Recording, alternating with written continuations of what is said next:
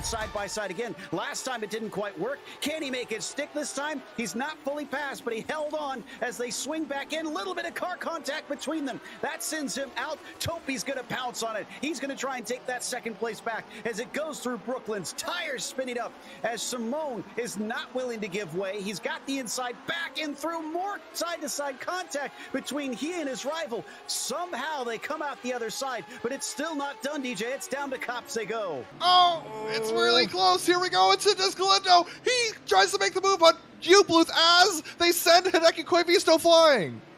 Koivisto manages not to hit the wall. I think he's going to be okay, but he's not going to be happy about that. Galindo, he's going for a braking move on Fabian U-Bluth. He's going to send it deep into turn 7. He's going to be on the inside as they head around the corner. He should have the position, but U-Bluth holds out. They're going to go side by side as they go into the S's. Oh, can he get this done finally? Chucks it in, but he goes a little too deep. Coming back at him. Here comes Jungbluth trying to take this fourth away. Again, this will tie the points lead. If Aitor can get past him, they're going to run together. Little bit of contact, splitting either side of Marco Lay. Who's going to win the battle down into the breaking of the hairpin? Well, and let's take a look at that. That may have been a mistake there from Jeff Schmeier going for the move. How he kept that out of the side of the number 220 is beyond belief, but amazing car control there from the number 30. Not close enough to Timo for this lap by. Oh, but look into the first corner. That's for the lead. Kortaniemi on the attack on Partanen, but he's going to be vulnerable as Simone sees the chance. Now that he's slow off the corner, swings around him, and he is through down into Maggots and Beckett's. And this is where things get extremely complicated. He's going to try and go on the outside, gets pushed out wide into the grass, loses it, and now we're all along for the ride. Whoa! I know there's a rallycross course here, but this car's not made for that. And he got air, all four wheels off the ground, still kept it out of the barrier and brought it back. That's going to likely cause a little damage to the car regardless, but great heads up by the 16. He's going to have to go the long way around the left-handed sweeper here. Is he going to be ahead by the time they get into the braking zone? Are we going to see side-by-side for 2 successive laps going through Moss? Little bit of maybe contact there for Ozowski, bumping and banging and bumping as they exit the corner. Luis Nunez tries to cover it off then. It's going to try and pinch as they go towards turn 1, but he'll get just about what he needs. Oh, he has a big moment in the middle, and up and under, Jukka Tolonen, experience prevailing.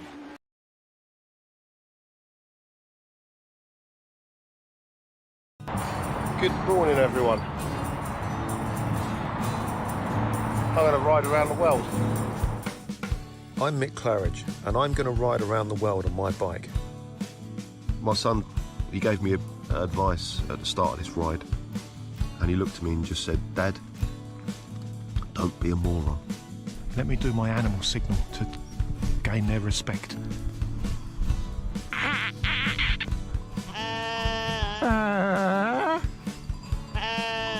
How's it going, Sally? Yeah, I'm alright, Mick. How's it going? Worse than that bit in Lord of the Rings where they got into the top and the spiders in the tunnel. I'm just hoping there's a spider at the top of this one to kill me. Freezing. And I failed. I moroned up the ride.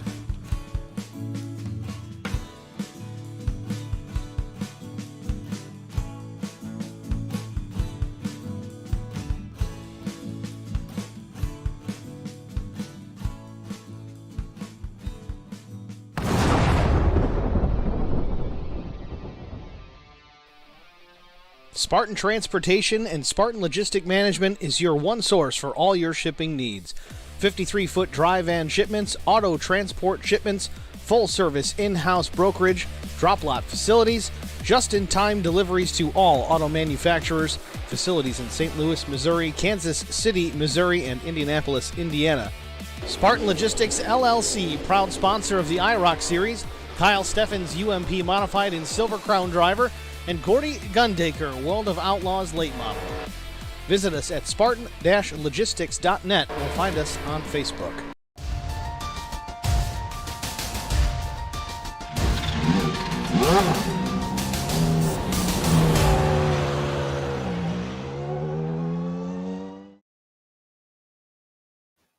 With the regular season coming to a thrilling conclusion last week at Daytona, the drivers will ease into the postseason with the intensity that can only be found on a half-mile oval. We storm into Pensacola, Florida's Five Flag Speedway for the Spartan Transportation IROC Challenge Series All-Star Race, and you'll see it all live here on the Global SimRacing Channel. Good evening, my name is Chris Phoebe, alongside the inimitable Samuel Ryman. Adam Lindgren will be at the controls and will be using cameras supplied by the legendary Dougie Beard. As we get set to do battle on one of the nation's premier short tracks, we will head to our track guide to learn a little bit more.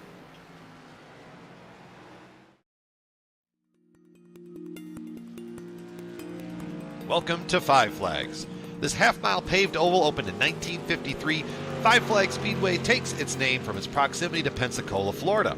Pensacola, Florida is known as the City of Five Flags, which references the fact that it is 5 governments that have ruled the city.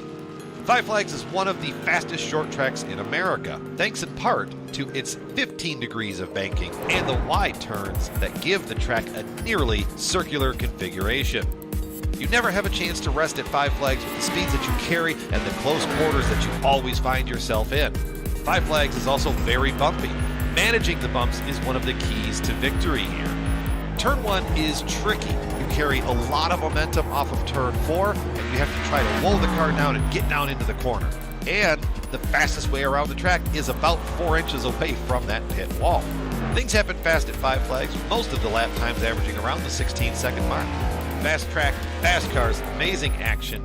All of these are what Five Flags is known for, and just the type of racing that you are going to see today. So stay tuned, buckle in, and enjoy the race.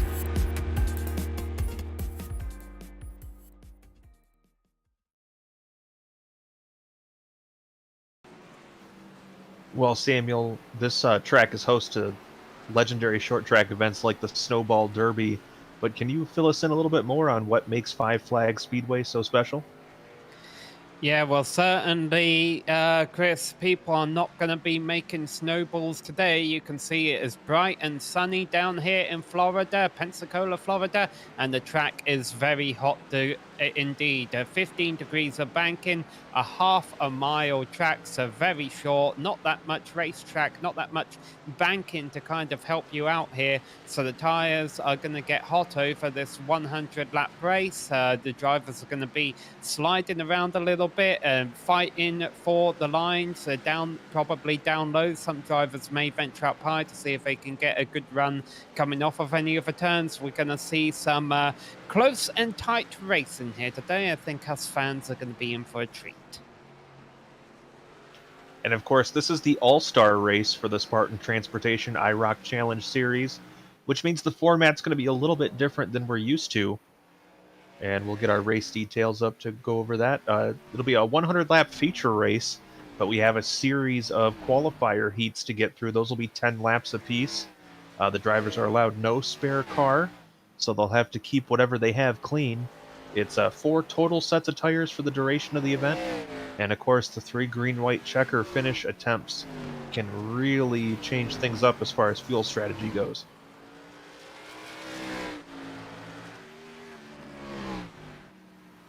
So, given that this is the all-star race, points have been reset after last week's season finale, so we'll get you an update on those at another point, but right now we do want to thank the sponsors that have helped make this season possible. First up, Zoe's Place.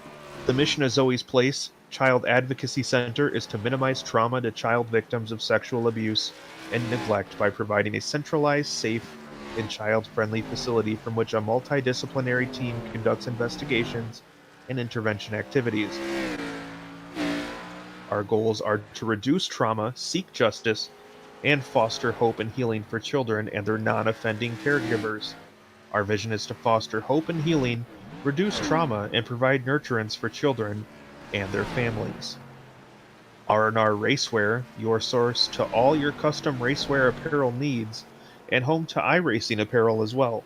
Check it out today at r-rracewear.com. Evidence-Based Mommy. Have questions about parenting or non-toxic living? Visit evidencebasedmommy.com, where Dr. Samantha Radford combines science and wellness to help parents and kids thrive.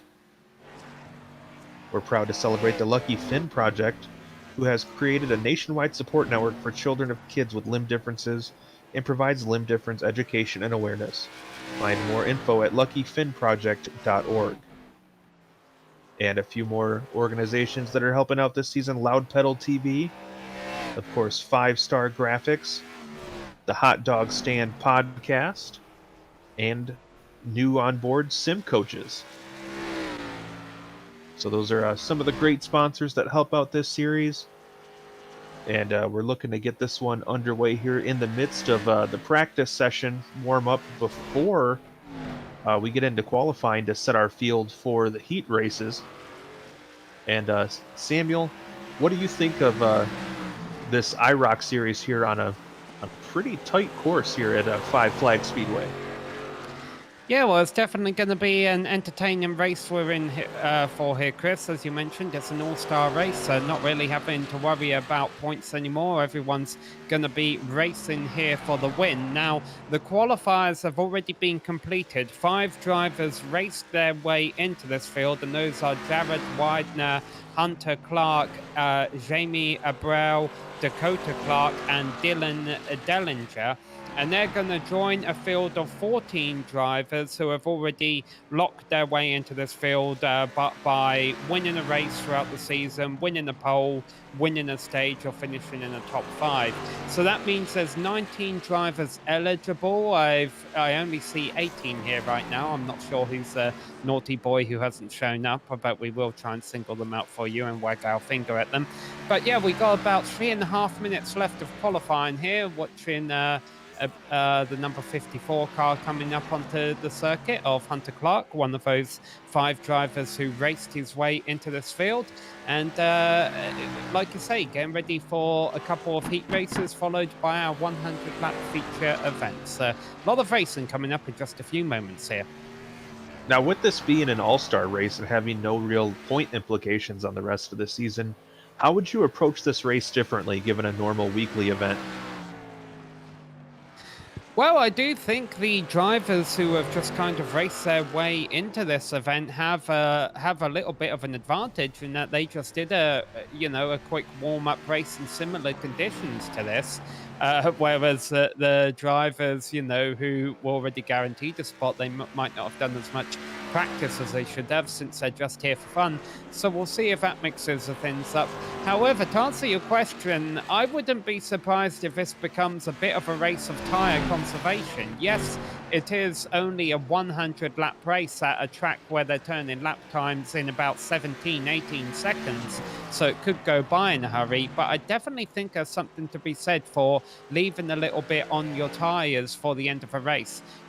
Even though you can take a few different sets of tyres, I don't think coming into the pits is going to be a strategy you're going to want to play, especially late on in the event. If you do need to make a pit stop or want to make a pit stop, I'd do it under an early caution. I think you're going to want to have track position late on.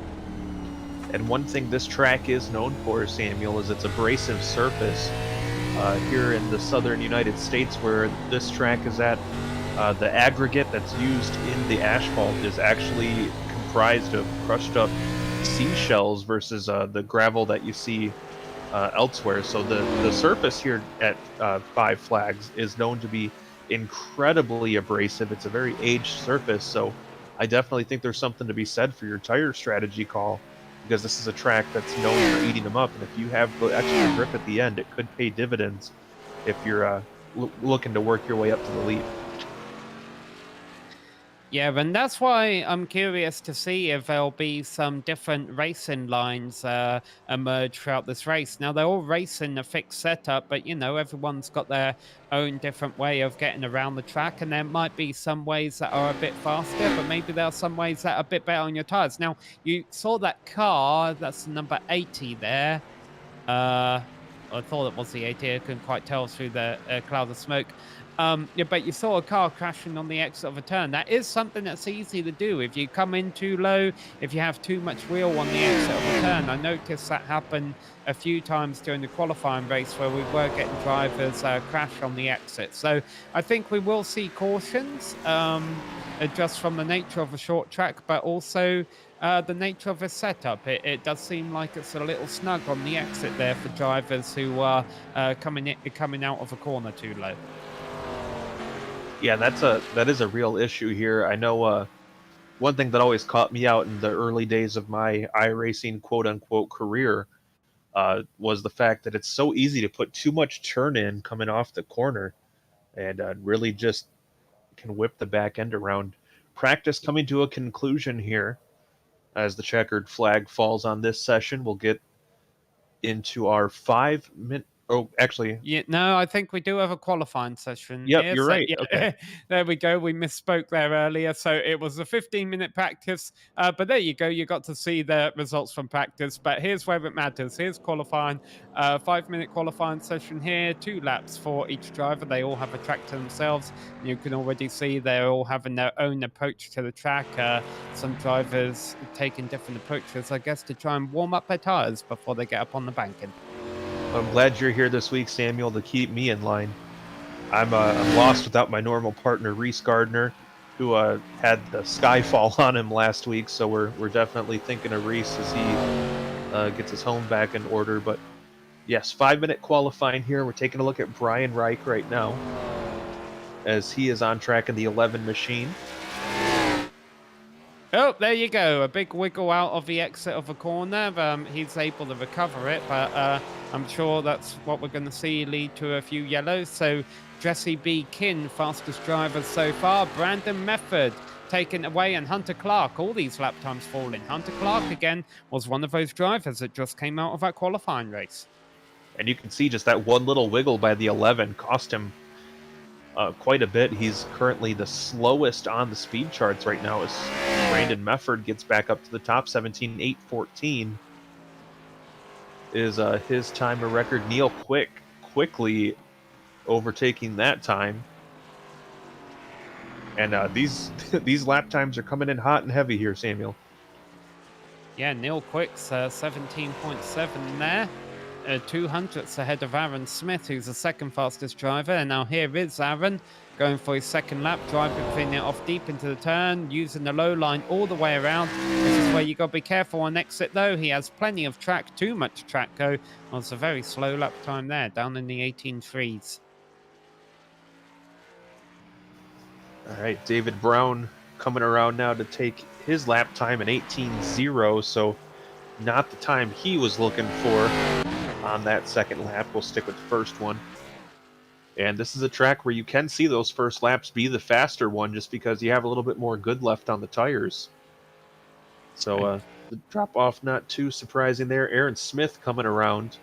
Yeah, I think he's already done his lap times. I want to see Jeff Napier there because he is the one driver, well, actually 2 drivers who have yet to put in a time. A very shiny chrome finish on that paint on the left side. It's reflected in the track. Oh, big moment. And the bad news about that is I think it doesn't even count his first time. And of course it won't count his second time because he crashed. So Jeff Napier will not be able to set a time. Those were both his qualifying laps used up in that time. Now, Jamie Abreu, I don't know if he was having a computer issue or something, but he disconnected. He's reconnected to the session. He's got to get out there with less than 2 minutes left on the clock. Yeah, he's really going to have to hustle if he wants a chance to get a time in. And he gets out there, he's got a chance to pass a couple guys right away with pretty slow times on the charts. As right now we're following along with Aaron Smith, just taking advantage of the 5 minutes to get some extra practice in at this challenging course here in Pensacola.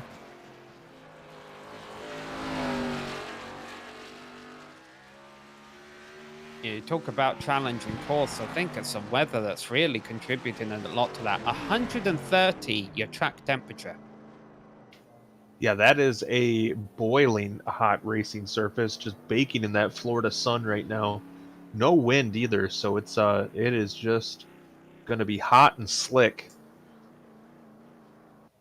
as the grease and muck down in that old surface really comes up to the surface there as Jamie Abril able to get out onto the track. So he'll have an opportunity to at least get one lap in, it looks like. He should get both in. The problem he runs into is if he does have any hiccups, he's not going to have time to reset his car. So here we go. This is his first time lap. About a lane up off of a bottom, but that's okay. He might be able to keep his momentum up high there and get a better run. Again, using kind of a middle line in that number 20 car. Looks like a fairly solid lap. A little bit of a wiggle off of 4 and 18-0.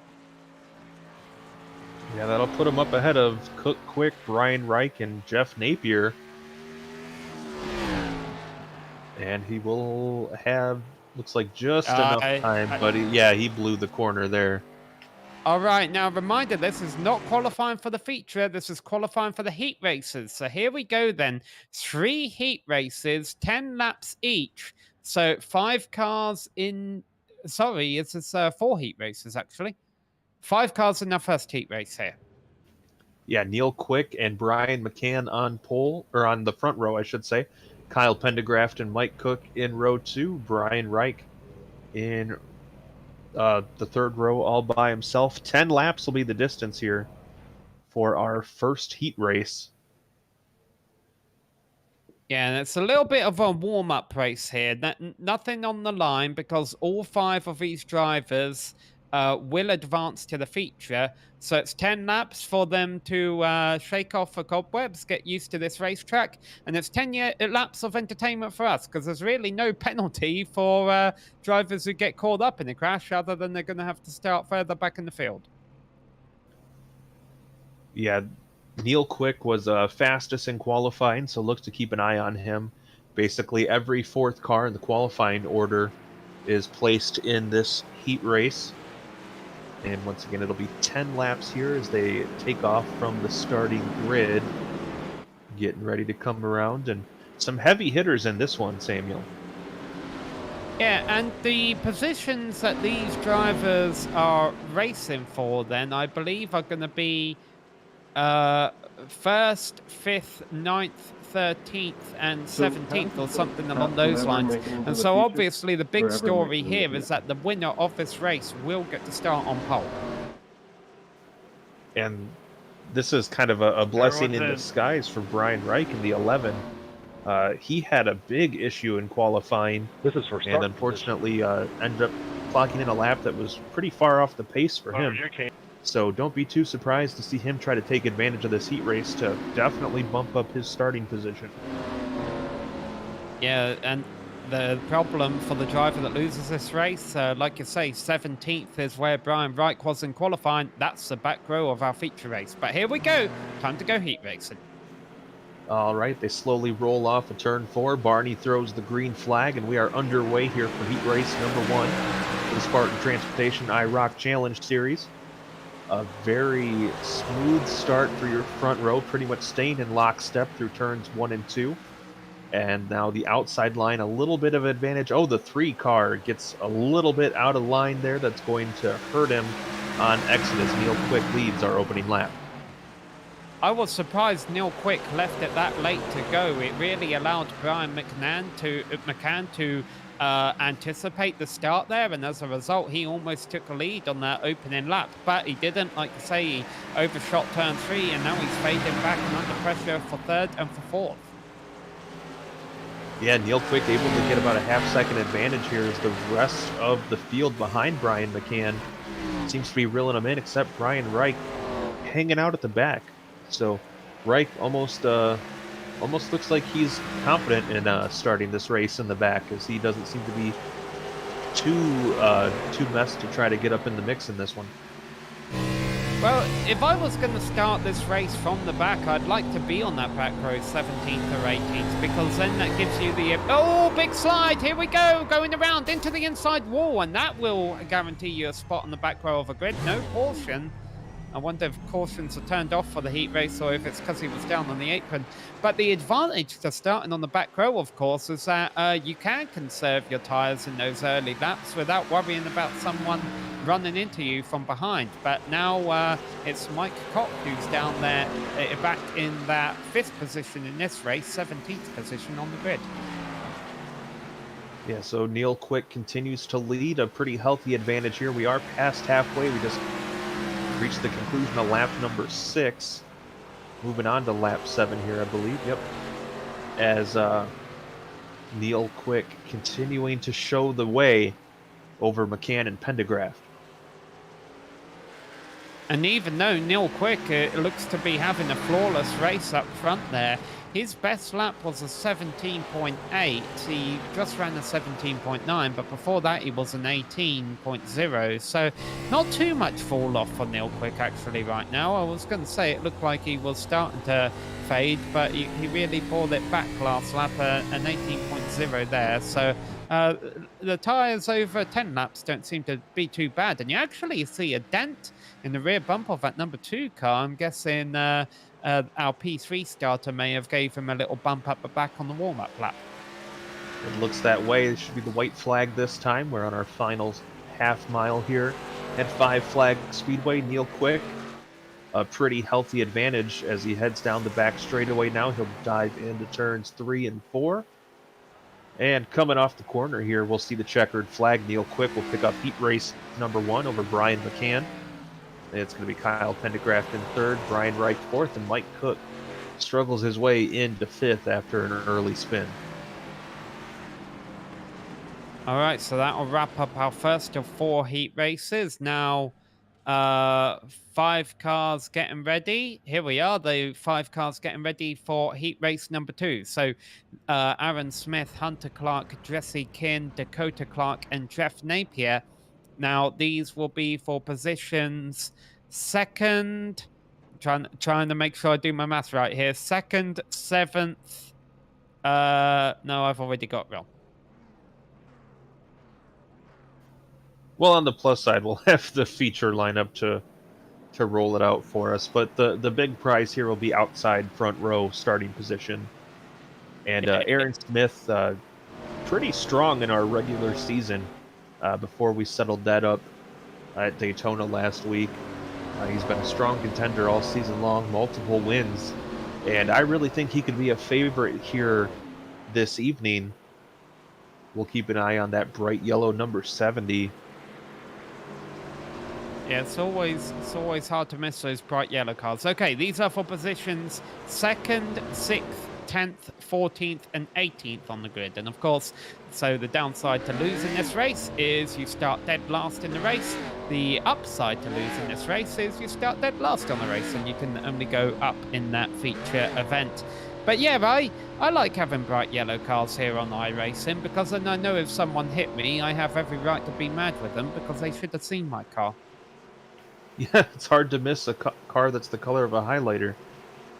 All right, pace car should be ducking in here in just a moment. There he goes to pit road. Off to turn 4, we'll have a nice, gentle, rolling start. Green flag is out. We're underway here for heat race number 2. Aaron Smith with a really good start. Actually going to leave the 54. Hunter Clark hanging there a little bit. Clark going to fall back to the 3rd position as the 25 of Jesse King in that purple and chrome car tries to move up into the 2nd spot. But King having trouble keeping it held to the bottom of the track on the opening lap. And that's going to allow the 54 Clark to close back in. Yeah, Hunter Clark really, he got a bad start and really didn't put up much of a fight to hold on to 2nd. Just dropped right back to 3rd. Got a lot of wheel spin on the exit of turn 2 this lap. And I think he was trying to get his 2nd place back, but he seems to be struggling a bit right now. The good news for him is that the drivers in 4th and 5th have dropped back a bit of him as well. It does look like passing is at a premium here in these heat races. I mean, there's probably a certain element of conservation going on here, but the driver's not pushing it too hard yet. But you see Aaron Smith up in about the 2nd groove there. Rolling down the back straightaway now, but Jesse King not able to capitalize. And we are really seeing these drivers kind of take it easy in this heat race, which, of course, as I say that, you have Jesse King having to put all kinds of steering into it just to keep that one straight. Yeah, well, he's definitely trying some different lines here, and I wonder if he's doing this on purpose. Because it definitely seems he's throwing the car in the turn, and this doesn't look like an ideal line, but I wonder if he's doing it just to experiment with how will this work during the race. Meanwhile, third, fourth, and fifth all tightening up at the back here. And of course, I'm not saying these heat races won't get aggressive, and we might see a bit of an aggressive move for fourth place here. There we go, and nice little pass by Jeff Napier on Dakota Clark. But the thing, of course, about when you only have 5 cars in the race is it's easy to read your competitors. It's easy to know where everyone is and mind your P's and Q's. When we throw everyone down here for the feature event in the moment with 18 cars around here, that's going to change the entire complexity of what's going on. That is a very fair point there, Samuel. It's a lot easier to guard against 4 cars than it is against 20. As we follow along here in the back half of the... Big slide for your leader coming off for 4 there. He's got a 1 second lead. He doesn't really need to be throwing it away like that. Well, one thing about Aaron Smith is he is definitely one that never takes it easy out there on the track, and you can see it there as we come down to the white flag. 1 lap to go here at Five Flags Speedway. Last lap of our second heat race. Aaron Smith, a very healthy margin still. But as we saw, anything can happen here in the closing circuit if he does not mind his P's and Q's, as you said, Samuel. Coming off the 4, checkered flag is out. Smith will take the win. King second. Hunter Clark third. Jeff Napier fourth. And Dakota Clark will round out the field. 2 down, 2 to go, but now we narrow the field a little bit, just racing 4 positions here. Brandon Mefford and Kevin McCann, David Brown and Jamie Abreu, and so these are going to be for positions 3, 7, 11, and 15 on the grid. I definitely appreciate you doing that math for us, because I can tell you those numbers are not my strong suit. Even working at the racetrack, I just put the numbers into the computer and let it tell me what the result's going to be. Well, right now we are rolling off the grid. Our third of 4 heat races here in the Spartan Transportation IROC Challenge Series. Kevin McCann, a driver that's had a very up and down season, would love to get the honor of the All-Star victory. And Brandon Mefford, another driver that's had some just as much good luck as he's had bad this season. And I'm sure Mefford and that chrome and red machine would love to get the honor of All-Star in this one as well, as we pace around the half mile here. Yep, 2 pace laps at these smaller tracks, and all these drivers trying to do their best to warm up the tyres. I can't imagine you have to do too much to warm them up with the track temperatures as high as they are. Yeah, with them being 130 degrees out there, they're probably swerving it just to keep the tires cooled down. Yeah, and it's not going to get any cooler, by the way. It's only about 1 p.m. in virtual sim racing time, so it's going to be the heat of the day throughout the entirety of this broadcast. All right, coming off of turn 4, green flag is out. We're underway here for heat race number 3. A fairly even start there, but it looks like Mefford will have a very slight advantage. The 7 car of Brown was awfully interested in that front row battle as McCann goes a little bit wide off of 4, and that's going to allow Mefford to get by. And with Brown following in close proximity, that may open the door for the 7 to get underneath him as well, and really may see a bit of a freight train situation here as the 33 of McCann stuck out there on the outside. Oh, and crashing from 4th place it goes Hemi Abreu. No caution. So we keep racing, and there's 3 wide for the lead. Mefford holding on down low. He keeps sliding up the track though. Mefford's line does not seem to be running it all the way down to the bottom. He really likes to go up about half a lane, up a lane in the centre of a turn, and that's why we've seen a couple of close moments. This has definitely been the tightest race we've had so far. McCann going for a little bit of a crossover here, Samuel. He'll take just a peek to the outside, but slides the back end off of 4, and that gives Mefford a little bit of breathing room. And of course, you have David Brown there in 3rd, just stalking your lead 2, waiting for one of them to slip up so he can capitalize. So here we go, halfway, and the top 3 cars are covered by just half a second as they throw it off into turn 1. One more time, Brandon Mefford leading Kevin McCann and David Brown. Jamie Abreu far off the pace, and unless this all ends in tears, he'll be starting back. Oh, contact between the leaders, and around goes Mefford. Now he locks it down, keeps it off a wall. Can he get going again before Jamie catches up? Well, a very big turn of events here as Mefford parked basically in the middle of the track there waiting for Abreu to go by. He'll continue on, but Kevin McCann has inherited the lead, and that is a big moment there in this 3rd heat race, and the most drama we've seen in any of them so far. Mefford basically losing almost an entire lap, with a leader now on his back bumper trying to put him a lap down. Well, it's an all-star event, so I wonder if we're going to see some Yeah, hell, he's going to hit him again. So he's trying to make him lose the race, and there he goes. And number 7 goes right on through. Well, you can see this race is turning into a bit of a demolition derby now. Kevin McCann was stuck up against the wall. And now David Brown is going to inherit the lead here on the final lap. And a little bit unexpected, but David Brown comes to the line. He'll take the win. Jamie Abreu, surprising, probably even to him, 2nd place in this one after the way it played out. Brandon Mefford will be scored 3rd. And Kevin McCann will round out the field. Yeah, I have a feeling if this was a championship race, you wouldn't have seen something like that. These drivers are just having a little bit of fun here in the heat racing, and hopefully that should all be cleared up by the time we get to the feature. Here we go then. We'll get to the feature in just a moment. This is the last heat race with 4 drivers, Stoney Benfield, Jarrett Widener, Chris Wally, and Cook Quick.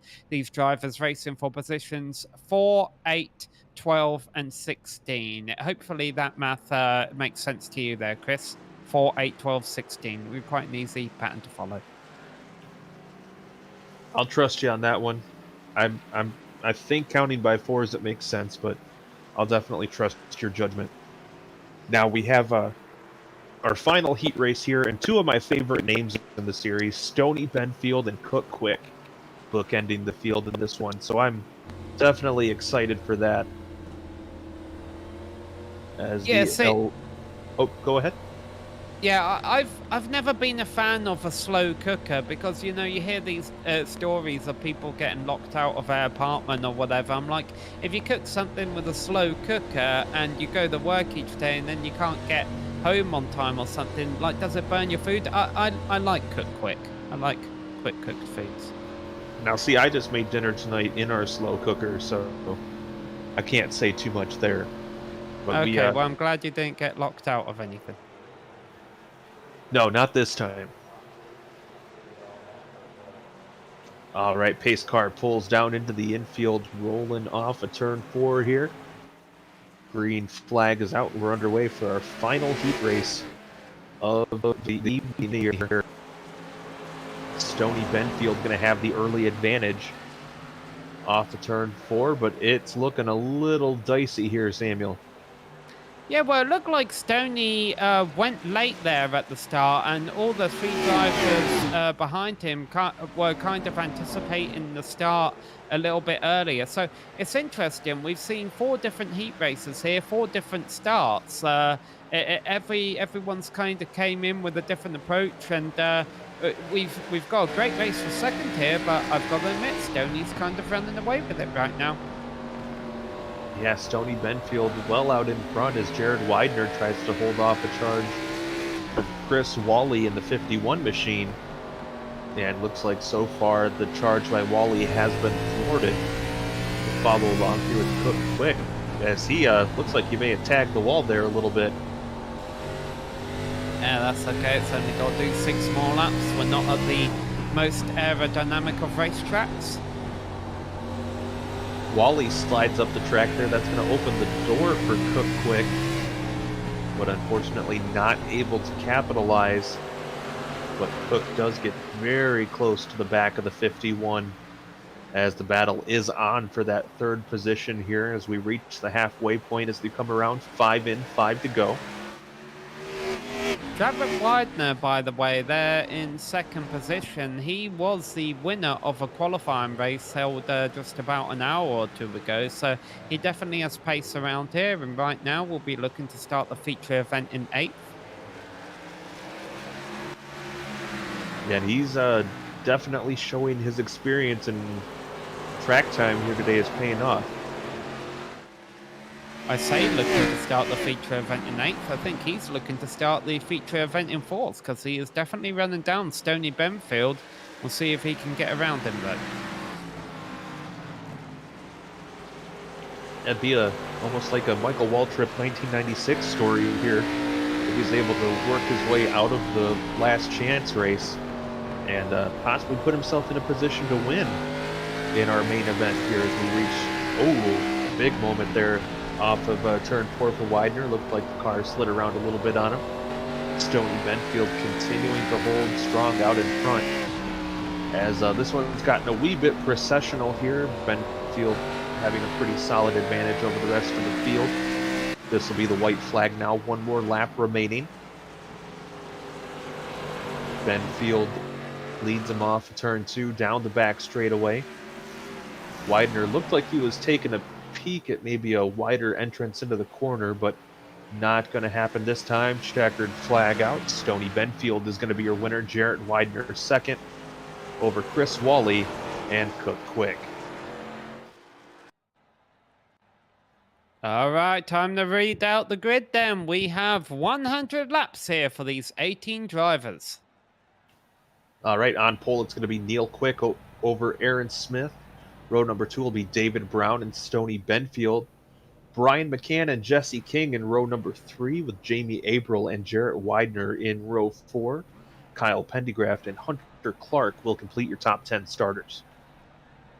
Starting on row number 6 will be Brandon Mefford and Chris Wally. Brian Rigg and Jeff Napier will be starting from row 7 ahead of Kevin McCann and Cook Quick. Mike Cock and Dakota Clark will round out our 18-car field. All right, 100 laps here at Five Flags Speedway. So, works out to be 50 miles. I can figure that math out all on my own. And we'll get this one underway here shortly. And even if it does become a caution fest, there is a time limit on this race of 1 hour. That being said, we'll probably easily get 100 laps completed under that time. Just waiting for one driver, the grid up there, David Brown. Is David not here? Because they're rolling. Oh dear. Yeah, so David Brown is going to be pit starting, and I do not... I'm not sure he'll be able to stay on the lead lap doing that. Well, that's unfortunate, given all he went through to make it to the front of that heat race. Yeah, because he was the one driver that didn't run into trouble doing that one, so it wouldn't have been through a penalty. No, it looks like it may have been maybe a timing issue or something, but nonetheless, we'll continue on with the field as it is. One driver running up high to the wall there, having a little bit of blinking connection issues. Those normally filter out once we do get the green flag, which is happening in just a few seconds here. Neil Quick on pole, Aaron Smith 2nd. This is going to be fun. All right, Neil Quick will set the pace here as the pace car pulls down into the infield. Coming off of turn 4, green flag is out, and we are underway for the All-Star race here for the Spartan Transportation IROC Challenge Series. And right away, the 70 machine of Aaron Smith around the outside, looking pretty stout off that initial start. Yeah, still racing side by side as they come around to complete the first lap, and it looks like Aaron Smith is winning the battle. Neil Crick really running him up a track. He throws it in, uses a slide drop in turns 1 and 2. Now Aaron Smith is able to cross over and look down low into turn 3. Yeah, Aaron Smith may have lost a little ground, but he may have the better track position. No, Quick now able to clear him. And now the 70 goes right back to the outside before falling in line behind Quick. But he is staying very close. We have a battle a little ways back there for the 8th position. Looks like that's Benny Graff trying to hold off a charge. Good news for David Brown fans. You see him on time in the score in there, just behind the pack. So the sim was generous to him, let him go out of the pits pretty quickly, and he's been able to catch up to the main pack. That's definitely a lucky break on these short courses. It's very easy to lose a lap off those pit road starts, so he was very lucky to make it out in time. Working lap number 5 here. Now remember, in the heat races we saw some drivers starting to slide around a bit on the exit at these points, but I'm sure everyone's kind of driving at 95% right now, knowing they've got a long race ahead of them. But let's see if tyre wear does start to become an issue. I'm sure it will with these high track temperatures as we go deep into the race. Still got a nice little battle up front here. Now this is a series where the short tracks have really been their Achilles heel this season.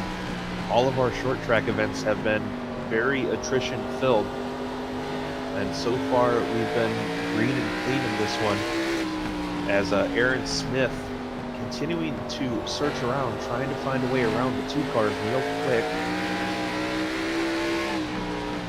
Yeah, it's an all-star race. You would like to think these drivers could put on a good show. They're cream of a crop here, racing in this 18-car field here. It's 7 laps in the book, working... Oh, no, 8 laps in the book, working lap number 9 right now. Top 2 running nose to tail, and they've really pulled away from the rest of the field. About 1 second lead, and Kevin McCann, I think, might be having connection issues in the 33 car. Yeah, that's no fun trying to race around the drivers as they blink in and out of existence on the track there. Got a battle for position. I believe it's Brian Reich getting passed there by Dakota Clark up ahead, and he's going to get hung out there on the outside line. David Brown making pretty good progress from a pit road start, now beginning to pick him up and put him down. Yeah, the entire field is doing a pretty good job 10 laps into this race, and the entire field only covered by 8 seconds. The problem is I think you're going to find the drivers up front who might be taking care of their tyres, managing their tyres while they're not racing each other, that they'll keep going fast, whereas these drivers at the back all scrapping for position. If some of them aren't careful and they start to wear their tyres, the field could get more strung out over these next 10 laps, and that could lead to lap traffic. You see a battle for 15th right there. That's hurting these guys. That might make them pray for the leader before too long. That's a very fair point as well. The track temperatures alone are going to make those tires wear. This is a surface that chews them up anyway. So, tire wear is going to really be at a premium here.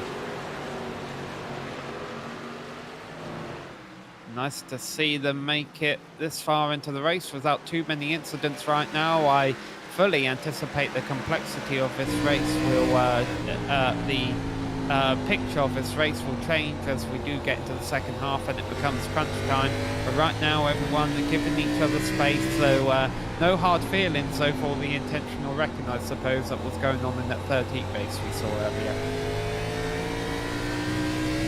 Yeah, I did have some ponderings about that as we got towards race time, seeing if maybe you'd see a little bit of revenge for that one. So far, everybody out there playing nice. Yeah, starting to see a few drivers running around the 8th, 9th position where what we've got on camera here, sliding when they came off of turn 4 last time. So I think these cars are starting to tighten up. Already, even the leaders running half a second slower than what they were at the start of a race.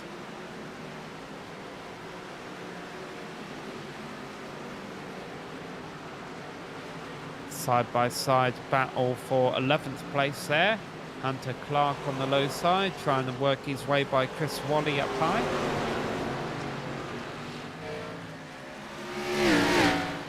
Yeah, this track, as mentioned, a nightmare when it comes to tire wear. So we're going to see some really quick drop-off already. Like you mentioned, Samuel, already a pretty big fall-off from what would have been their best lap times, as we're getting ready to reach 1/5 distance here. Closing in on 20 complete here in just a lap or so. And this is interesting what's going on here. The number 20 of Jamie Abreu has gotten stuck up high. And, you know, I was wondering if, because of the tyre wear and the track temperature, there would be different lines. But the high line is not working for Jamie. It's basically like he's at Martinsville right now. He's up high, beating cars down low, and I'm sure he'd like to get down low, but there's a whole train of cars there, and he's going to have to let 2 more cars go by maybe before he finally finds an opening. Jamie's just gone down low and actually got into the back of a 25 there. Yeah, he was dead set on getting to the bottom of the track, Samuel, and it did cause a little bit of contact there, but Jamie was determined to get back down to the bottom of the track by any means necessary.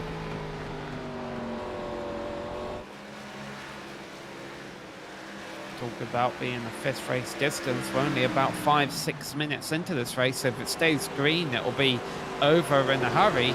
Again, that's a big if, though, as lap traffic has actually now become part of the race. Napier in 18th place has now gone the lap down, so the leaders will have to navigate their way around him.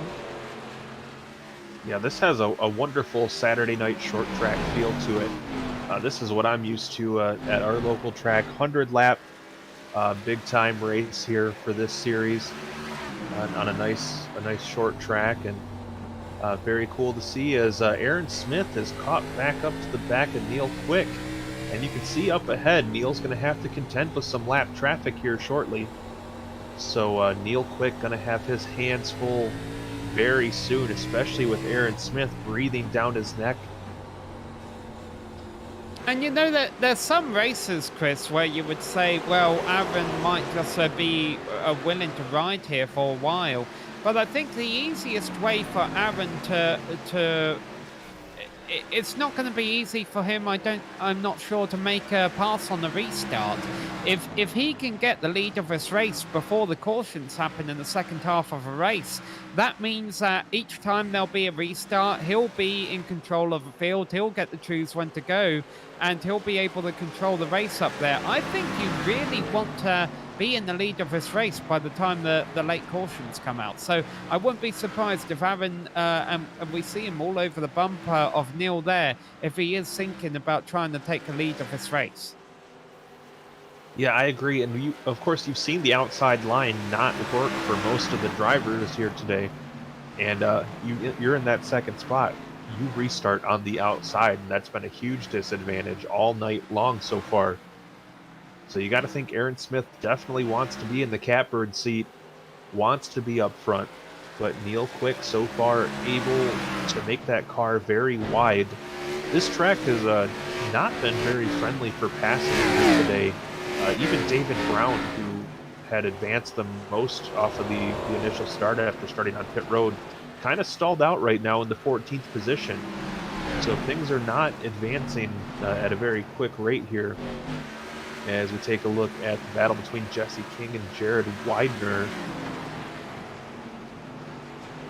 Yeah, you talk about passing being difficult, and I keep saying I don't think you want to make a late pit stop here.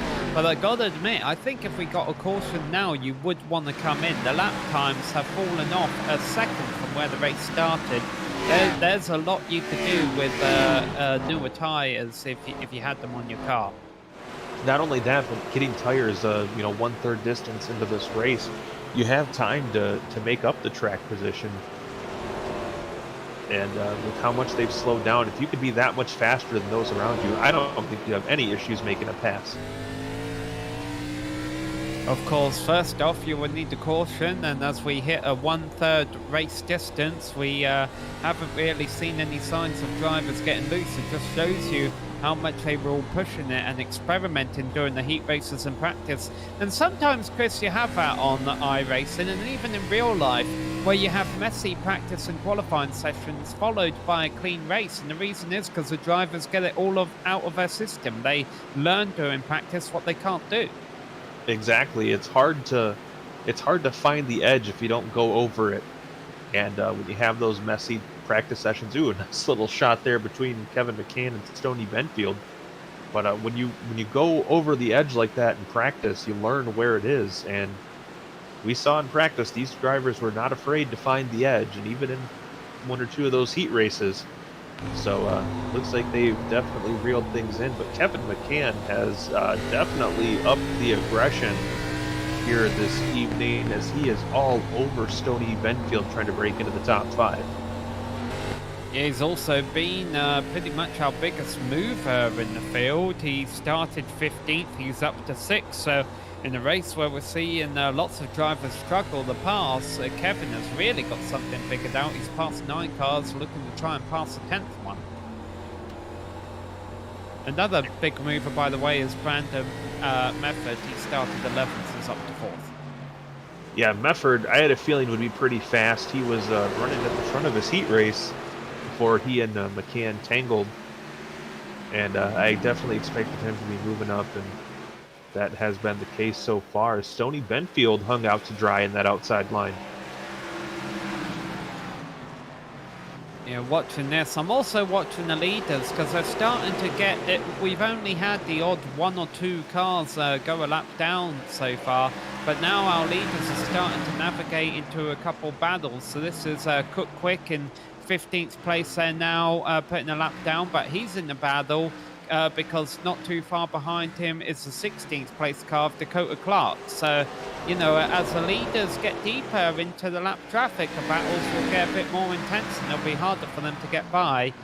Things will continue to simmer as we get closing on the second half of this race, and the tyres get worse and worse. Lap times now, everyone in the 19-second bracket. You know, that's a fair point you brought up about the battle by the lapped cars. These drivers are, it's etiquette to move over out of the way of the leaders, but it's not a rule. So if you're battling for position and the leaders come up on you, it's not against the rules for you to focus on your race there. Cook Quick has gone. He had a big moment coming out of turn 2 and goes down low, and he's going to come back out on track. He's actually got a nice bit of racetrack to rejoin there and did it without losing the position. Well, that's pretty impressive. We'll head to the replay here and get a look at that incident.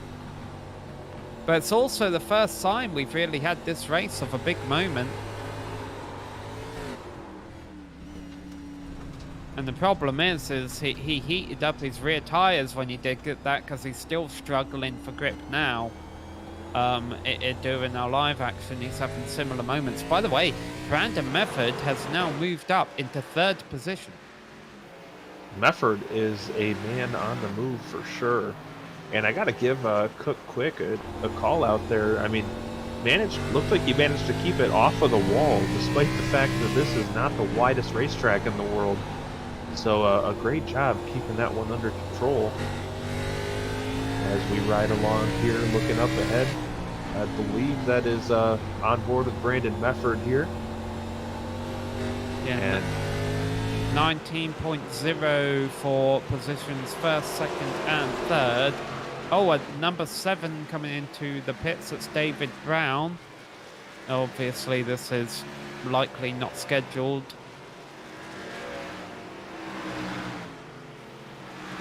Interested to see where this is going for David.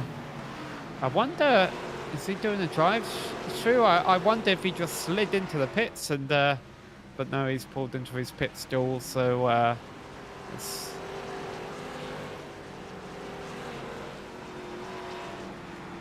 I mean, these drivers have plenty of enough fuel to make it 100 laps. Well, this battle for 6th here is heating up as Kevin McCann having to contend with Stoney Benfield and Jarrett Widener. Absolutely throwing the kitchen sink at McCann, trying to get around him here. We saw Benfield struggle a little bit ago, but At this point, he's been able to get it reeled back in and is now to the inside of McCann for that position, and he's going to take it away. Ooh, a big slide there, though. But he is able to hold it off and leaves the door open for Jarrett Widener to get underneath McCann as well. Oh, and working their way by the lap car, quick down low as well, so a lot of action going on. We've got 18 cars in this race, and about half of them you can throw right in the camera shot here. Oh, okay, maybe there is something going on here tire-wise. Or maybe even fuel-wise. When I was looking in the qualifying race, I didn't think they limited fuel, but maybe they have done that here. Yeah, we did see David Brown throw some tires on, and we are in the back half of this race at this point. But, oh boy, a big moment for Jason Widener. Now they're going to go 3 wide. This is why, even if you are trying to make a strategy call by short pitting here, I don't think that's the smartest decision, because the chances of there being a caution and you getting caught a couple of laps down are quite high, I think. Yeah, it's definitely a risk versus reward thing right now, but you can see David Brown, his last lap an 18.7, your leader's last lap a 19.2, so it could pay dividends here being early into the pit, but then again you're going to lose that time on the back end of the run. So I am cautiously optimistic for how these early pitters are going to fare in the remainder of this one. Now, of course, one thing that does make sense in this strategy call is the fact that the drivers we're seeing coming to the pits so far are drivers who have been further back in the field. It's an all-star race, so they're basically racing for the win here. The drivers aren't gonna, these are drivers that aren't gonna win if they follow the norms, so it does make sense for them to throw a strategy call. I'm not optimistic that we're going to go green to the end. So I think if you are running up front, absolutely, they need to stay out as long as they can.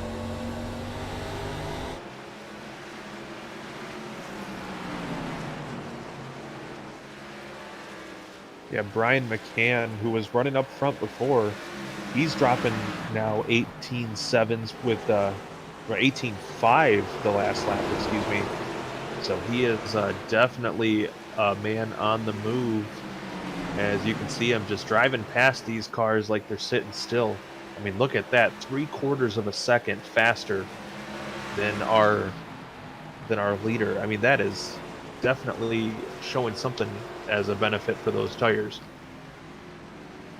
Yeah, the problem, of course, is that he is he could be running 18 zeros if he wasn't being held up by the other traffic out there. I'm trying to work out the math of this. If these drivers are a second a lap slower on old tires, I wonder if this is just a tire call. I wonder if these drivers have enough fuel to make it to the end, but they're thinking, hey, if we can be a second a lap faster if we take tires, maybe they want those newer tires for the second half of the race.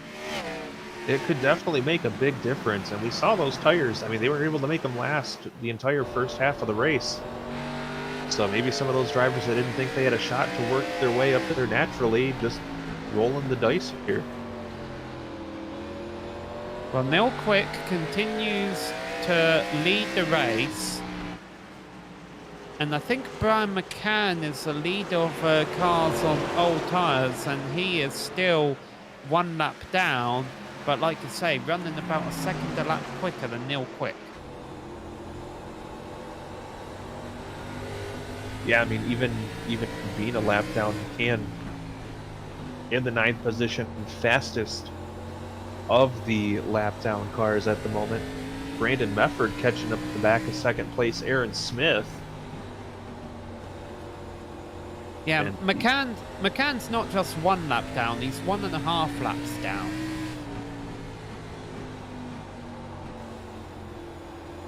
Now, you got to think, though, if this goes green for the duration, it's going to be a tall task for McCann to get back onto the lead lap and then back around. And so far, it has been caution-free. David Brown working his way around your third and second place cars. Oh, and there comes our yellow. Well, that's going to definitely be a game changer. Is that Jarrett Widener, it looks like, Yeah, that was I caught believe up so. in that? Yep. All right, we'll take a look back at this one. You can see Widener heading down the back straightaway, trying to find a way around the 23 of Quick. Yeah, I think Quick gets wheel spin on exit here, and they kind of accordion, so Quick and Widener both caught up in that. Now, obviously, your 8 cars still on the lead lap are all going to come into the pits here. McCann will get a lucky dog, so he'll be able to pit too. Yeah, and that'll get him, get him back on the lead lap, and this could be pay dirt for Brian McCann. Now let's see. Let's make sure they hit their pit stall correctly here. Neil Quick didn't have to back up into his pit stall. He didn't overshoot his pit stall. So in theory, he should be able to win the race off of pit road here. Love how pit road is so tight. His nose is pretty much already over the green cone before he even rolls out of his box. Yeah, this is a tight little track, known for running super late models. The Snowball Derby every year, pretty much the crown jewel of short track racing. I mean, it's been a race that's made the career for plenty of NASCAR Cup Series stars over the last several decades. So the advantage Brian McCann has is he was able to get the lucky dog, and now he's able to come in and pit for new tires. Now, other drivers who had fallen a lap down could take the wave around, but of course the disadvantage to getting a wave around rather than the lucky dog is you don't get to pit, whereas Brian McCann gets a bit of a best of both worlds here. He gets to pit, and he's not rolling though, he's going a lap down again. Brian McCann is in pit road as we're watching the cars go on the track, and I think he's gone a lap down again. Well, that is definitely bad news for Brian. And he's continuing to fall down the order. So he had a long stop. I don't know why he had a long stop, but that basically cost him that lap back that he got. Yeah, he'll restart pretty much at the back of the line, I believe.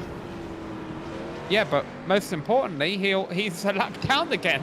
He got it back. He got the lucky dog, got the wave around, and he's like I say, his stop was so long that not only does he go a lap down again, but he has to go to the back. So all that work. Yeah. So 7 cars on the lead lap, and they're getting double fire. It looks like we're restarting here.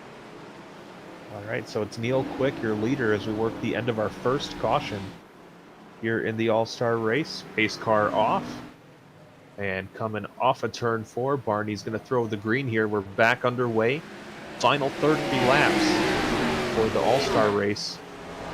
And you can see the back part of the field not very well formed up for that one. Yeah, and there we go. Aaron Smith powering it on the exit of a turn. He's going to try and make us work on the outside of Neil Quick. So that's something we haven't really seen today. But the picture of this race has definitely changed in the last 30 laps. Everyone's got new tyres. They all feel like Superman, and all that giving and taking that was happening early in the race is not happening now. They're all on top of each other. This is proper short track racing. Yeah, you can see it here. Aaron Smith giving no quarter to Neil Quick. They are absolutely glued to each other through turns 1 and 2, and caution is back out. Oh, and it's still going on down the back straight. The number 20 has gone around. 2 cars have gone around. So the incident started over there in turns 1 and 2. Jamie Abreu, I think, was involved in the initial contact, and he never quite got the car pointing in the right direction. And as a result, you had a wreck down the back straight too. So after 60-some laps of green flag racing, 2 cautions in quick succession, and you can see just a little bit of that short track racing. Jamie Abreu kind of rooted the car up, and Stoney Benfield, a victim of circumstance as well. And we'll get another look at it here. Following along, Jesse King in the purple car. Yep, Jesse just gets rooted out of the groove there, and unfortunately it stacks up with a few other drivers caught in that as well. Hey, good news for Brian McCann fans. He just got the lucky dog again. Now, he can pit, but I've got to wonder if after the way things went down under the last caution, he might think, yeah, no, you know what, I want to stay out this time. Yeah, you know, I'd say if I was Brian at this point, I'm going to do everything I can to avoid pit road. He's finally got back on the lead lap and is on pretty much the same pit strategy as everybody else. So. Oh, no, here he goes. So just, don't mess. Gosh. He's thinking about it. No, he's staying out. Yeah, I don't blame him there. Gosh, I saw him pull onto pit road, and I think I felt a few of my hairs turn gray. That stressed me out a little bit. So, working our second caution here now. We're on lap 76, the final quarter of this race. And once again, like Darrell Waltrip liked to say, cautions breed cautions. We got the field all bunched back up, and while we have this caution rolling, we will take this opportunity to catch our breath here on the Global Sim Racing Channel. We'll call you back in plenty of time for the green.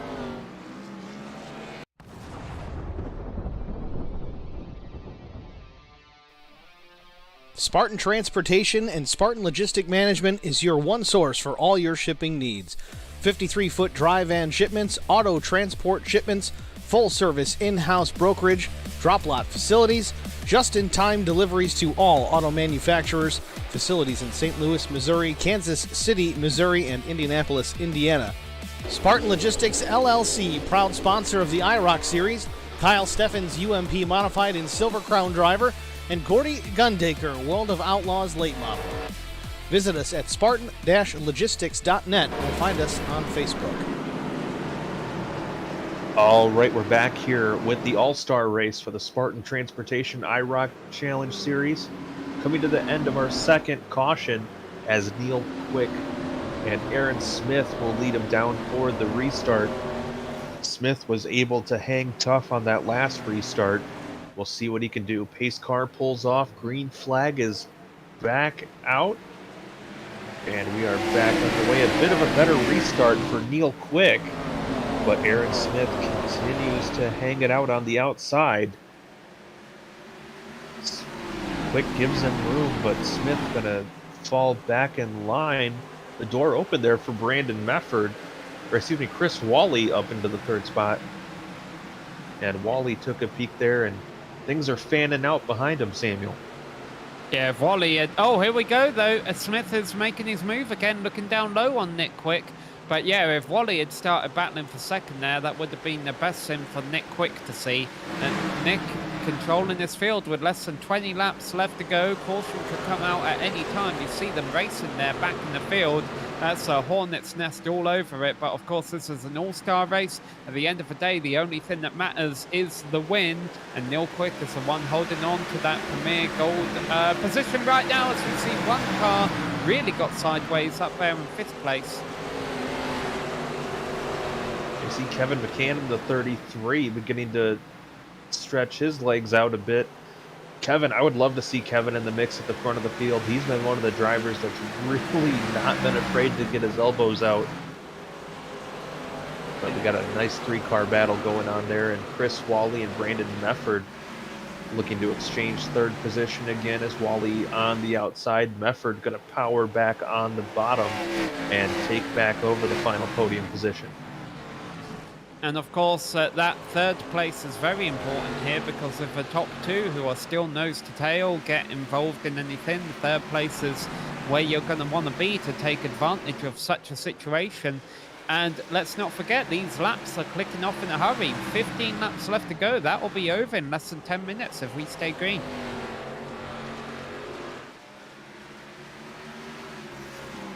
And you got to wonder at this point, is Aaron Smith biding this time, waiting for the right time to make a move, or is Neil Quick able to park the bus, so to speak, and keep Smith following in his wake? And of course, Brandon Mefford. Oh, and we have another caution out on the track. Jeff Napier. And he must have made some pretty good contact with something. He's got no front bumper left on that number 40 machine. When we get back going green here, Spartan Transportation and Spartan Logistic Management is your one source for all your shipping And needs. here's the replay. Got a little bit of help from the back there. It looked like he was already out of shape, though. When we go back green racing here, though, Chris, we'll have less than 10 laps to go. And everyone from fourth on back, I think, is pitting.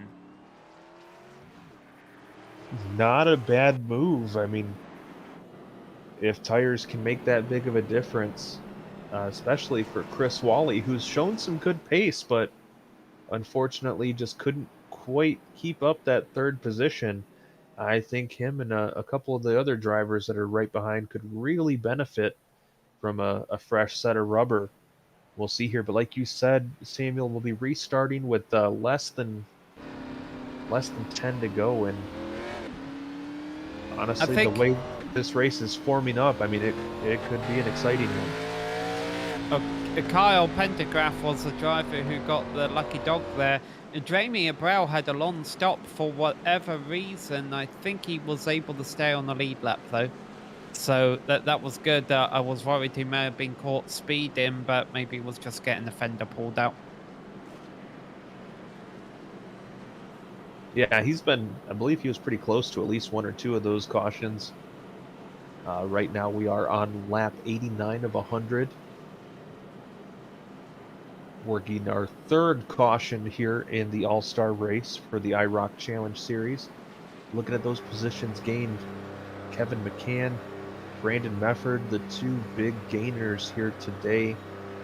Mefford has been in that third spot, and I really feel like if he could get a pretty good restart, I feel like he can really give the top two a run for their money.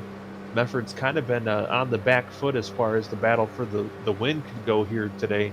He's really had to work his way up to get into the top three, but given a couple opportunities, I'd be very interested to see what he could do. As we look back from the pace car, Neil Quick, I believe, has led just about every lap so far today, and has been in a very strong position. Lights are off, so we're going to be going green this next time around, and it will be under 10 laps to go, like you said, Samuel. Yeah, you gotta go about 3 rows back before you get to the drivers with the new tyres, and they're not that much newer. The leaders have 20-lap-old tyres, but granted, only about 10 of those laps have been under green, and that's not really enough to wear them. So the leaders should be okay as long as they keep it pointing straight. All right, we're coming off of turn 4. Green flag is back out. Great start by Neil Quick. Actually leaves the door open for Brandon Mefford to get inside Aaron Smith for the second spot. And Brian McCann lurking back there in the third or fourth position in that number 3 car as Quick and Smith continue to duke it out for the top spot. And looked like Smith actually led that time around, but he still hung out there trying to make the outside work. Ooh, big moment there for Neil Quick. The back end slides around. That gives the 70 some of an advantage, but unfortunately Quick able to take him a little bit wide, and he will regain the lead at the line. But these two are exchanging the lead back and forth. Quick able to get ahead. Smith still up in that second groove, trying to find a way, but now Mefford right to the inside of Smith. And Brandon Mefford possibly peaking at the right time, as we have 6 laps remaining in the scheduled distance here. It's Mefford over Smith for that second spot. Smith now again a fender ahead, and you have the McCanns lurking behind, looking for a moment. Brian McCann looked like he took a sniff at making it 3 wide, but thought better of it with 5 laps to go now here at Five Flags Speedway. These drivers are running very hard for second place, and rightfully so. The problem is, if they do this for too much... Oh, we got trouble on turn 4. Is it going to bring out a yellow? In the middle of the field, we got cars bouncing off each other. That will bring out a yellow. Now, who was in second? Because if... Well, we'll see what happens on the replay here. We will get a green-white checkered. But I'm thinking if Smith started on second, it's going to be a nice little... It's going to be a nice little run between him and Quick at the end of a race here. All right, we'll bring up the replay. I believe it was Jesse King in the 25 machine who was the big loser on that one. Yes, this was all a chain reaction, though.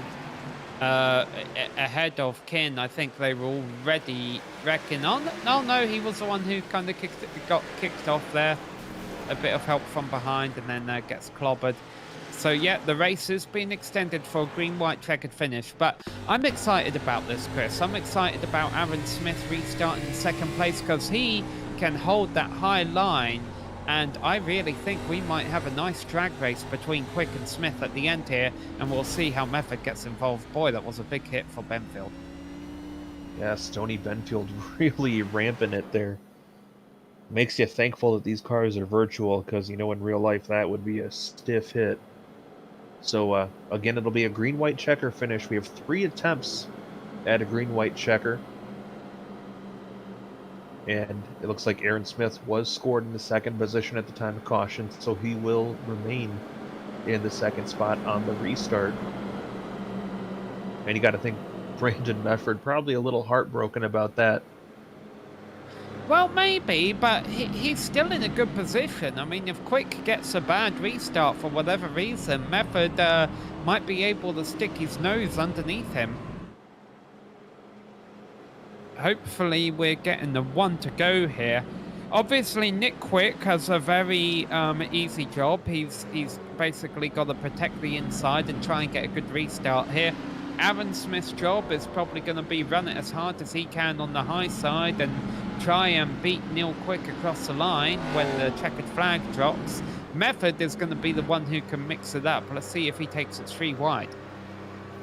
Yeah, Mefford has the chance to be the fly in the ointment here. We'll see what happens. Green-white checker restart. I think we've got another lap here. They're really dropping back far off a pace car. Quick wants to have control of the field.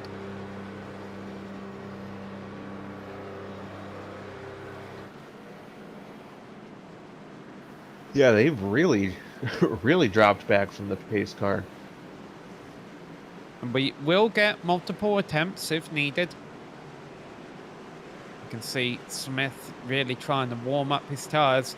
But this could all be over within the minute. Or it might not be. We'll find out. It's going to be an interesting one. I would love to see a drag race by these top 2. They've been having a great little battle all race long. We'll see how it shakes out here off of turn 4 one more time. Green flag's out. Great restart by Neil Quick. But Smith able to keep the momentum up. Gets right to the back of the 2 car heading into turn number 3. As your top 5 cars all right there in quick succession. White flag is out. This will be the last time around. Smith will have one more shot down in 3 and 4. We'll see what happens. And not able to close the gap. He'll take it off of turn 4. Your winner is going to be Neil Quick. Oh, and they're wrecking behind him. Smith, they bounced off a wall. They're all bouncing off a wall. There's cars flipping over in turn 1 and 2. Everyone giving it everything they had to end this all-star race with 17 beat-up cars and 1 car looking in very nice condition until he gets bumped from behind there by the number 51. Neil Quick, what a marvellous job he did. He got a great restart there, which was what he needed to do. If Smith wanted to be a bit of a nastier racer, he could have tried to give him the bumper maybe in those last couple of laps, but you know what? Quick raced a flawless race out there today and a very deserved victory. That is for sure.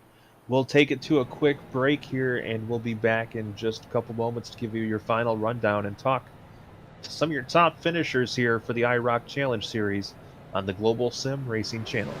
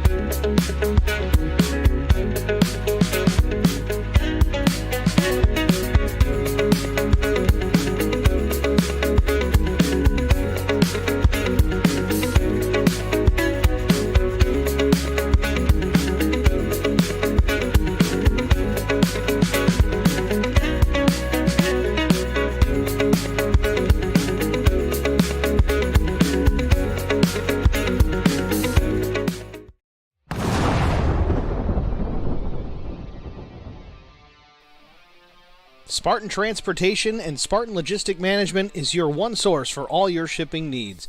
53-foot dry van shipments, auto transport shipments, full-service in-house brokerage, drop lot facilities, just-in-time deliveries to all auto manufacturers, facilities in St. Louis, Missouri, Kansas City, Missouri, and Indianapolis, Indiana.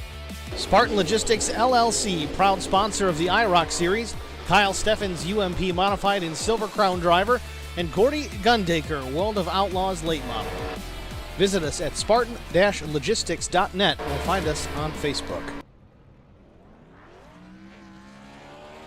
All right, we're back here at Five Flag Speedway after a thrilling all-star race here, and we'll sum up your finishing order here for the IROC Challenge Series.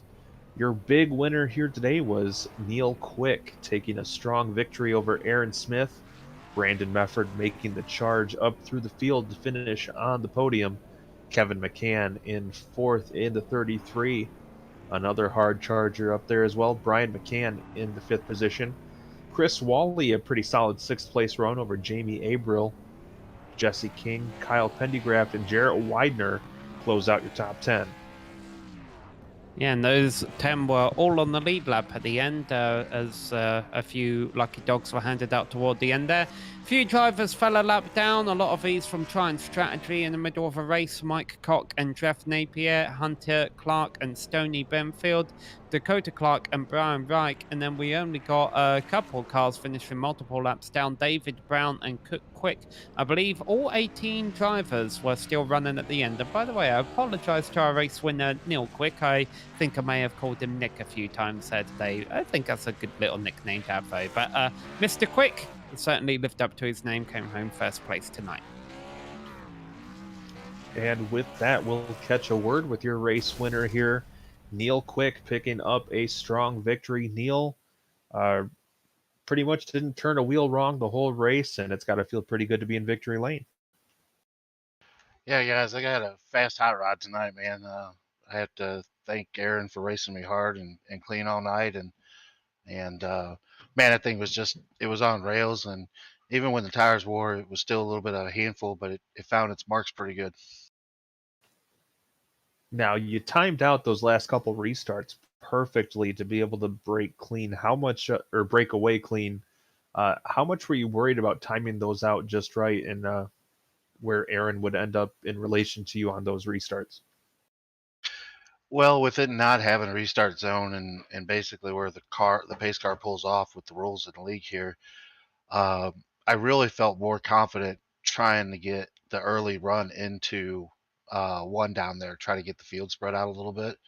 But I was trying to do that and try to be in the right spot. But he was getting good runs off the outside there, and the main thing was just trying to get to one and get enough momentum to come up off there and keep the speed up. Well, it definitely looked like it was going to work out, or it would. The car was running good, I should say. Now we head into the last part of the official points paying season, and heading off to Michigan next. What are your thoughts on that one? Yeah, I think that's the first chase race, if I'm right, the playoff race. Yes, sir. Yeah, unfortunately, I mean, I've got a little bit of confidence and carrying some momentum with the win last week at Daytona with the help from Aaron, and another league I run on Tuesday, I got a win and carried over to here. So knocking on wood, I'm hoping I run really good at Michigan, so hope to be up there in the top 5, giving it hell. All right, Neil, anyone you'd like to take this opportunity to thank that's made your season possible so far? Yeah, definitely the family allowed me time to do this on Tuesdays and Thursday nights. Them first of all, and then of course the guys that make the leagues happen. I mean, the sponsors, Spartan Transportation, R&R, Racewear, 5-Star Graphics, Loud Pedal, everybody that puts in an effort over here to put on a great series, and with a great group of drivers. You got to thank the drivers we got over here too. These guys are top notch. All right. Well, congratulations, Neil. We'll let you enjoy the victory, and hopefully we'll talk to you again soon. Now, Samuel Raymond is going to... Oh, sorry. Go ahead. Oh, never mind. Samuel Ryman, will catch up with our second place finisher, Aaron Smith. Yeah, we've called up with Aaron here. Aaron, a great race, but didn't quite get a strong restart there on that final critical restart. Was it pretty much game over after that? Yeah, I had a pretty good shot at Neil there on those last few restarts, but there was always that bump there in turns 1 and 3 that I'd hit, and the car would bottom out and just shoot up the track. So once I hit that, it was pretty much game over. But I put up a pretty good fight there. He had a much stronger car over the course of a long run. I couldn't really keep my back tires under me, but fortunately, we were able to get that extra set of tires and had a pretty solid shot at it. You were doing a great job all race long of working that high line, especially on those restarts. Uh, m- were you more optimistic restarting second than you would have been from third? Oh yeah, with the way the splitter was hitting the track, or at least it felt like it was hitting the track, you kind of had to like blip the throttle in the center of the corner, and I had a lot more space to do that on the outside. So I tried to give him as much or as little room as I could there. I was getting on his door there on the restarts, and unfortunately, he was able to pull out of it there. He did a good job. During the middle of a race, we saw a lot of drivers further back in the field pit for new tyres. Were you at all limited on fuel, or was that just those drivers kind of throwing a Hail Mary strategy? Fuel was in question at the beginning of the race. I had about 101 laps on the on iRacing's calculator, but yeah, it went down, or it went a little higher there over the course of the race. So I had about 4 laps to the good. Even if we did get a green white checker, I probably would have made it on those like that first set. But yeah, I think the tires made a pretty solid difference there. They were about a second and a half faster, but with all of us planted on the bottom line, there wasn't much else that they could have done. Yeah, it's kind of the impression we were getting up here too. Well, it's been a fun all-star race, but now we go to Michigan and the real championship kicks off again. How are you feeling about that? Well, I don't have the winner's penalty anymore, so it should be a pretty solid start to the playoffs, and hopefully I'll be able to come out of it with a win. All right. Well, we wish you the best of luck. Thanks for putting a great show on for us tonight. Commiserations, it wasn't a victory, but we hope you had a good time. And anyone you'd like to thank? Yeah, I'd like to thank all the folks at the IROC Challenge for putting this show on, y'all at the Global SimRacing Channel for putting on a solid broadcast every week, and all the folks for watching. Looking forward to getting back at it in Michigan.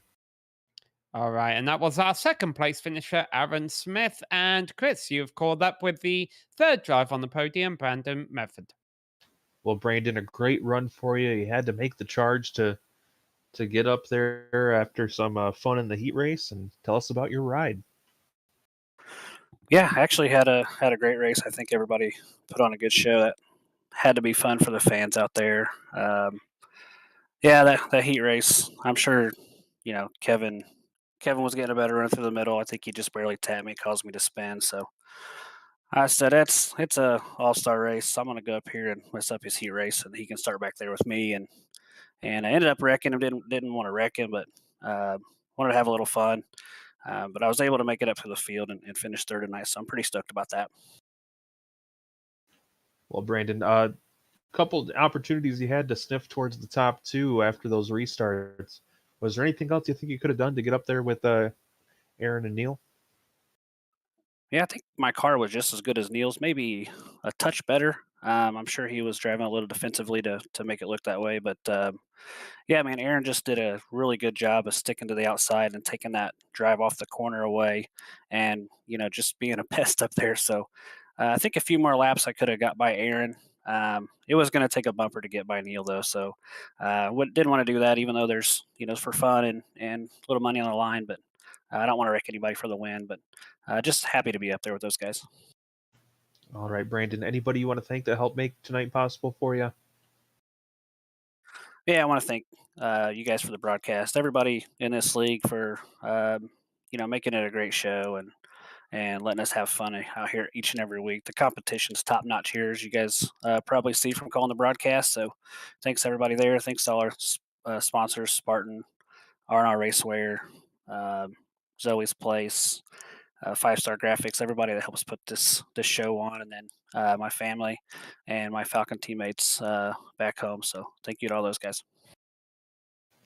All right, that's Brandon Mefford, our third place finisher here this evening.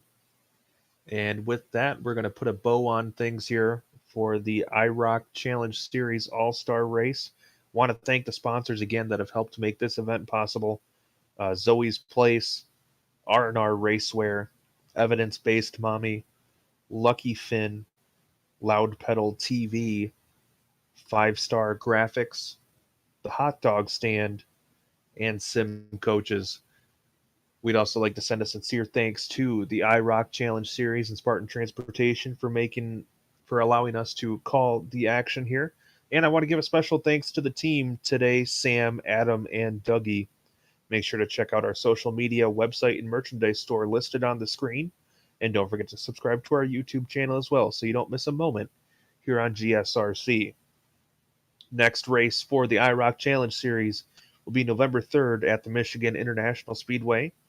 And be sure to check out our other broadcast listed here. Next up on the Global SimRacing Channel will be Grand Prix Legends this Saturday at 9:30 a.m. We hope to see you there. And until next time, race clean, race hard, and we'll see you on the track.